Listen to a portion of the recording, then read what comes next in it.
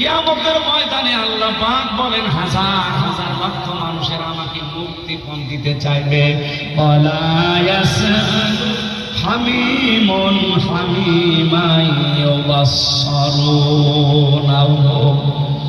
এর আগে সূরা মাআরিজের 1 থেকে 9 নম্বর আয়াত পর্যন্ত আল্লাহ কিয়ামতের ভয়াবহতা তুলে ধরেছেন যে এক একটা দিন হবে 50,000 বছরের মতো লম্বা, পাহাড়গুলো উড়ে যাবে,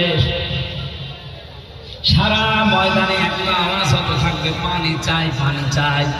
এ কঠিন পরিস্থিতিতে আল্লাহ পাক বলেন সব চাইতে অন্তরঙ্গ বন্ধু দুনিয়া যে তোমার ছিল তাকে তোমার সামনে আনা হবে। ইউবাসসারুনাহু, খুব খেয়াল করে মিলাবেন নিজের সাথে। আপনার সব চাইতে নিকটাত্মীয় নিকট বন্ধু যিনি অন্তরঙ্গ শহীদ, এই লোকটাকে আপনার সামনে আল্লাহ একেবারে সামনাসামনি হাজির করবে।